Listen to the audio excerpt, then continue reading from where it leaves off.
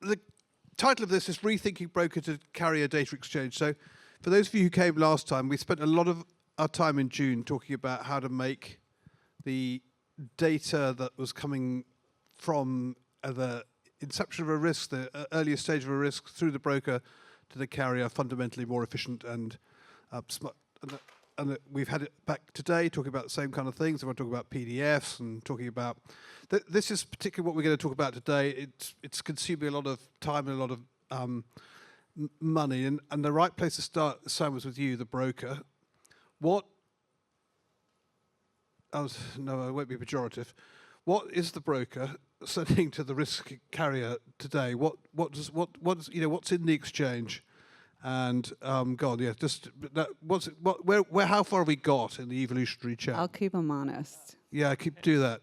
So I work for Aon, which is obviously a broker, but I'm not a broker myself. However, at the very start of my career, I started work in a broker's, and I did it for a few months. And as luck has it, it hasn't changed so much since, from to today, that my first-hand experience is not still relevant, which is absolutely fantastic. So I can draw on my own personal experience to answer this question. If I was to summarize it, I'd say it's time-consuming, tedious, and mildly terrifying that people have to do the steps that they do. But what happens is, the client will send through, their risk manager will send through the exposure data and experience data to the broker, which then gets checked. It's probably been checked by the risk manager, and then it gets checked by the broker. And then there's some, manual copying and processing and analyzing it. And then that goes into maybe one or maybe multiple formats for the market, which are then checked and then sent to the market, obviously by email, because that's the best way to send anything. And then the markets will then review this, and they'll do some checking, and they'll do some manual processing of that. And you can see the enormous costs that we get through this multiple layers of checking and duplication of effort that really are, as I think we all agree, are ready for even further improving than they've managed in the last 20 years since I started work. I was going to ask how long ago that all was, but so how long? So what should be done? I mean, everyone's talking about it. We're talking about the technology how far have we got? And is the culture right to do what we should have been doing 20 years ago? Absolutely. I mean, the culture is there, and what heartens me is that there are so many companies involved with making it better. This is not just there's one company trying to do this. Actually, the brokers want to do it, and the carriers themselves want to do this. And we have the technology to be able to do it. And the benefits are just so big if we think through, from a perspective of broker effectiveness and underwriter effectiveness, they can do so much more. They can do the jobs that they're actually being paid for rather than the job that they is a sort of ancillary that they have to do. I'm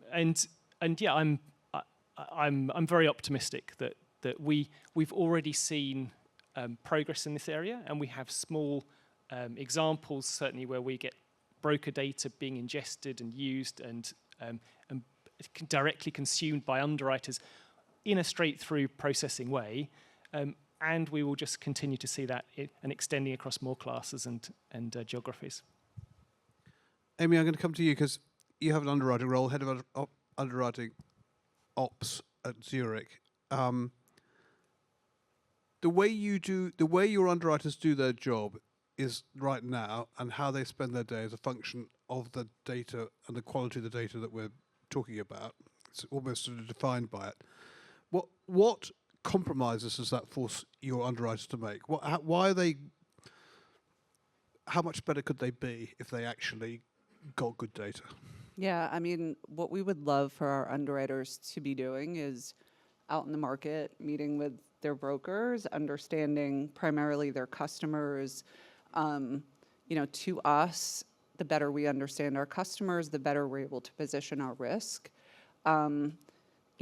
Feedback is you're spending half the time sort of being a data gatherer, which is really not where we want our underwriters to be. And I'll also say, I mean, we do data extraction, so it's not that we don't have, which I think is honestly going to be commoditized pretty soon, but we do have mechanisms so that we're not sort of pulling information manually. But by the same token, it's, to your point, the checking of the information.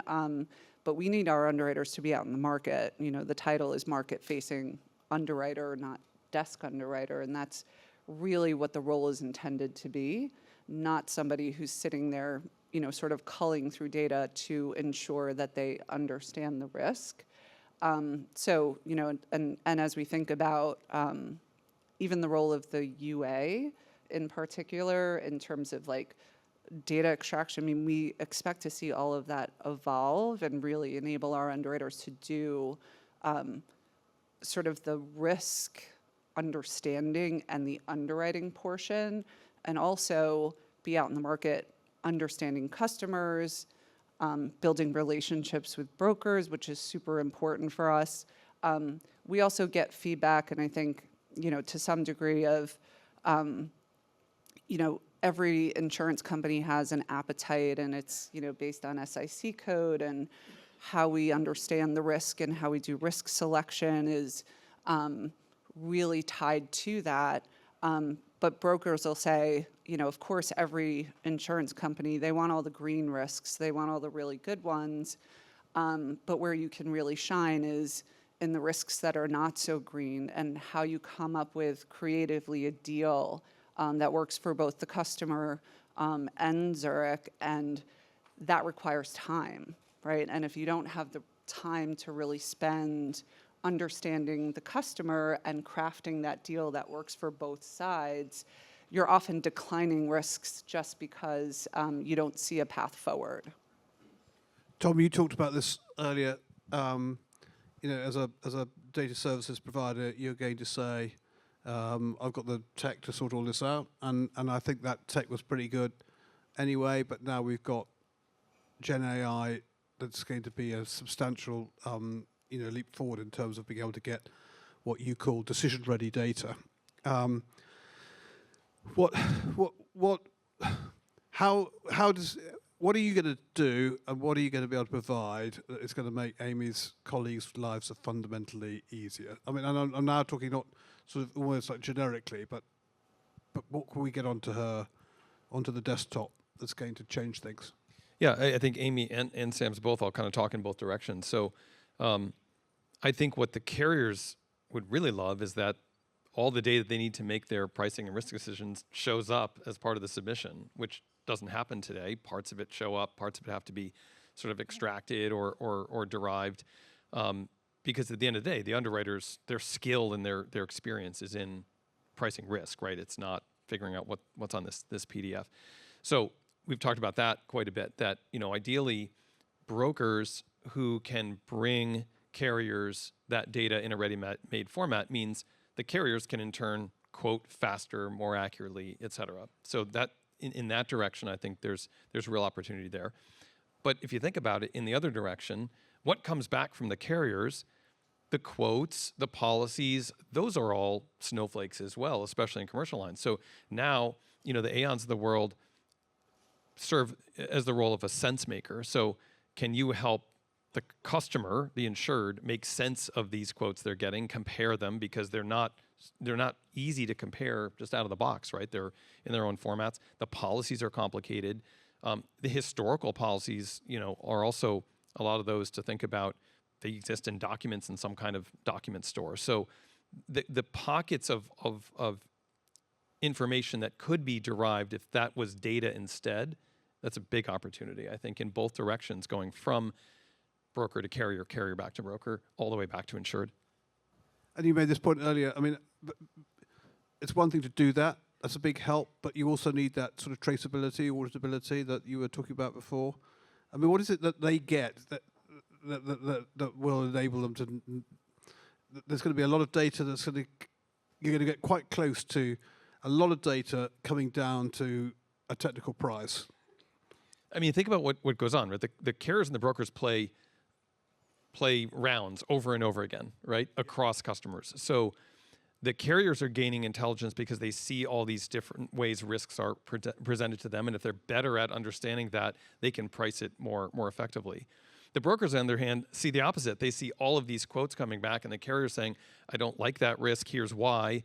The brokers can in turn add value to the insured by saying, "Hey, if you do these things, you're more likely to get covered. You're more likely to get a better price." So, that's sort of this sense making in both directions, but it requires, if you kind of go back to the decision supply chain, what are those piece parts that go into those decisions? For the carrier, it's, should I write this risk and at what price? And for the insured, how can I better present myself to the carriers to get covered? And the brokers play a valuable role because they play these hands over and over again across all the carriers. So they have a very interesting perspective on the state of the market in terms of writing risk.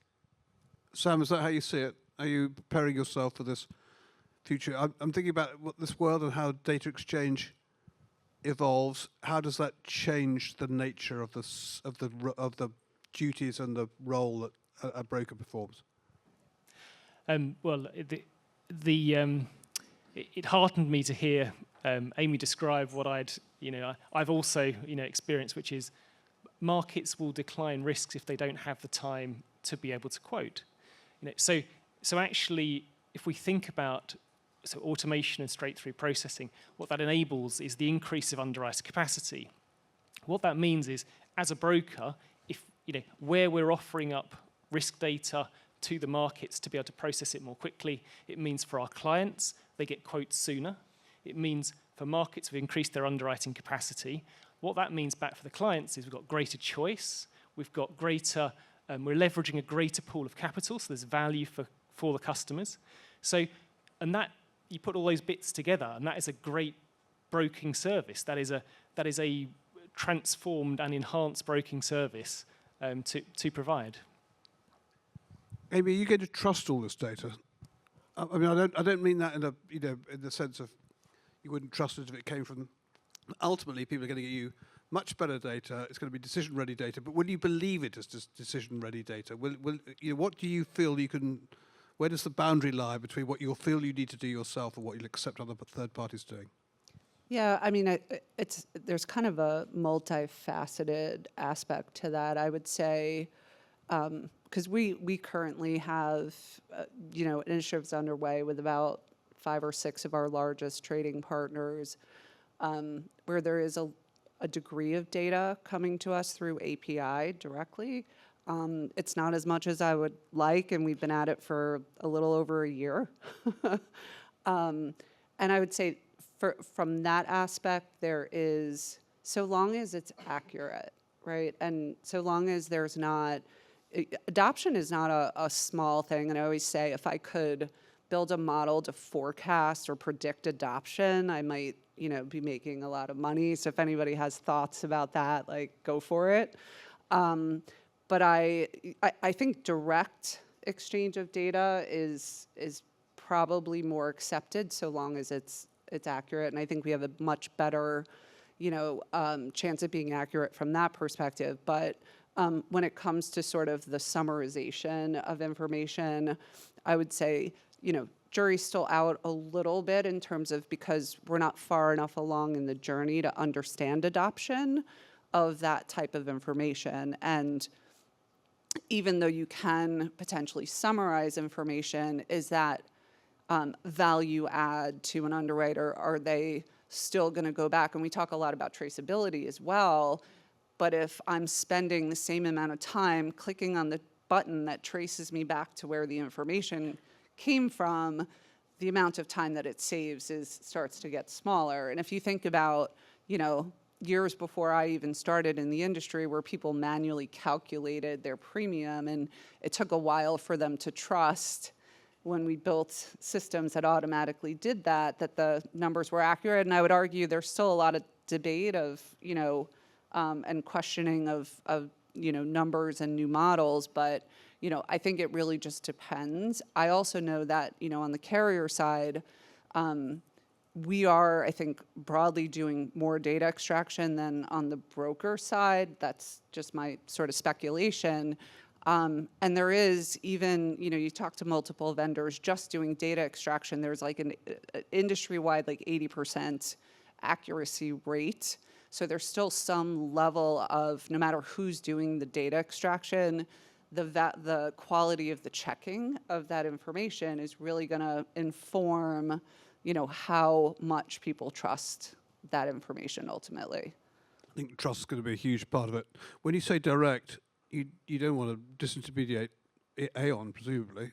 Well, I mean, there's players out there right now that we've spoken to, done, kind of pilots with that are, unfortunately for me in the middle market space, there's players that are looking to be more client facing. In other words, provide a service to a client to house their property data or house their fleet data and provide the telematics and all of that. But then, kind of the big question is, how do you sell that? Like, how do you make money off of that? Well, then you're either looking for the carrier to pay for that or the broker to pay for that. Then the challenge that I'm faced with on the, kind of underwriting operations side is, what's my margin? If I'm trying to drive efficiency, through headcount and really kind of, drive a more efficient operation, but I'm paying the same amount of money that I would pay for the headcount, then it doesn't get me any farther along. So in less than 1 minute each, the same question. If we carry on getting better and better at the data, and Amy's made the point, if only you could model adoption. Tom, to you first. How far will we be in 5 years' time? Not how far do you wish you'd be? How far do you realistically think we would have got? In 5 years, I think Yeah. quite far. I think that's an achievable horizon for sure, especially with the introduction of Gen AI. Now, there's all the stuff to make Gen AI successful is around this traceability and explainability and trustworthiness. That's where you're going to see most of the investment, because the reality is the super large language models, you're not going to see too many more of those. They're kind of, that play has been made. So now it's about how can you use them successfully. But I think in 5 years, that's a reasonable time frame. Talking to somebody who started out doing this 25 years ago and who thought that we might have got a little further than we have. Sam, come on, give me your view. Again, not what you wish for, but realistically, what do you think you'll be sending to Amy in 5 years' time, and how will it have changed? How will it change what you do? I mean, for Amy, it'll be anything she wants. Obviously, we're favorite client here. So we. Joking aside, I can't see how we would not make available our risk and exposure data to clients as an API, as a service that they can extract, and so I think it'll be made available. I can see how there'll be parts of the industry. So there are markets where pricing for profitability is not necessary. The world is a sort of a large place with hugely variable propensity to take up technology and in terms of what they're trying to achieve. So I don't think that will be the same all the world over. But in terms of mature markets with large established carriers, I'm convinced we will have broker data transferred through the automated means. I think we're all hugely intrigued to see what happens when Aon's leverage, knowledge, tech, exposure, pricing are all combined into one offering. It's going to be very intriguing. Amy, 1 minute only. I'm going to give you a slightly different question, which is, what do you wish you would be getting in 5 years' time? So I would have wished I was getting API data sitting here today. Like I said, we started a year ago. I thought, we'd be farther along. I think that exposure data has been a challenge. So I would say I don't necessarily, I'm sort of beholden to our trading partners and in terms of their technology strategy and their roadmap, which is a little bit hard to predict, but I would say we're only a year into it. So, maybe in 5 years, I'm hopeful that we will get to that point where we're doing data exchange.